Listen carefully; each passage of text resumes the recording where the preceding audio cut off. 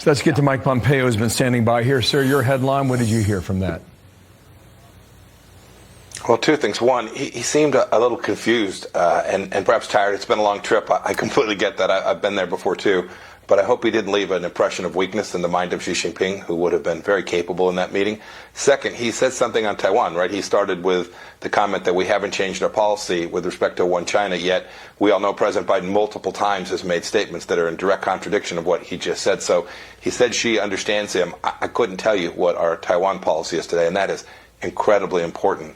And finally, and Dana, you hit on this, while they're sitting in the meeting, the Chinese Communist Party is building out islands in the Pacific and building coal-fired power plants, and our biggest problem with them seems to be climate change, according to President Biden.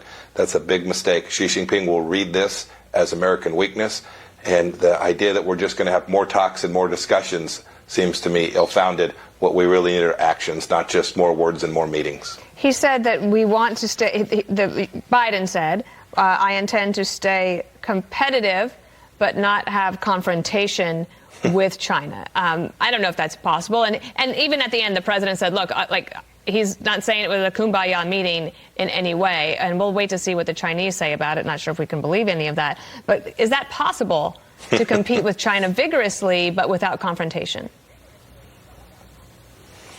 Dana, this confrontation is already underway. It has been for the past decade. They have built their economy in China on the back of the American worker. They're inside the gates here at home conducting espionage. They're inside our university systems and our research centers. So for a president to say, well, gosh, I hope we don't have confrontation, I think fundamentally misunderstands the threat of the Chinese Communist Party and what it presents to ordinary workers, people all across our country. This idea that there's a Cold War, not a Cold War, those are just words. The Chinese Communist Party has deep intentions. Xi has now a virtually lifetime lock on power. And his idea of a world that looks more like theirs and less like ours is one that we have to confront in every dimension: economic, military, diplomatic, political, each of them. Meanwhile, the war in Ukraine, it's a big topic in these discussions, a big victory of sorts for the time being in that southern city of Kherson. The president called a significant victory. However, at the same time, and these reports have been out there for about 2 weeks, but here it is on record, senior White House official involved in undisclosed talks with top Putin aides, Jake Sullivan, had confidential discussions with Russian counterparts amid concerns over escalation and nuclear threats. What the president seemed to say a moment ago is that there will be no negotiations without Ukraine. I got a little mumbled in there, but that's what I think I heard. How can you enlighten us on what these talks could be about? Bill, that's what I think I heard, too. Look, I hope these conversations, private conversations with National Security Advisor Sullivan, are very direct. Direct about the things we would do if Vladimir Putin does something crazy like use a nuclear weapon or go after the plant in Zaporizhia or other kinds of things which would raise and escalate. I hope we've been very clear about how the United States will respond and how costly it will be to the Russians. And then I hope they are beginning to chart a path forward and what this will look like. This will ultimately be President Zelensky who makes these decisions, and I hope the Americans, when they spoke with Putin, made that clear to him as well. He also talked, he got a question about North Korea and the concern that there's a new nuclear test being readied by North Korea. And he was asked, can China play the role that it needs to play in the region in order to prevent North Korea from using a nuclear weapon? And the president said that, you know, it's not certain that China can control North Korea. Anything on that come to mind? Yeah, Dana, I was listening very closely to that. I'm not sure I understood exactly what President Biden said there.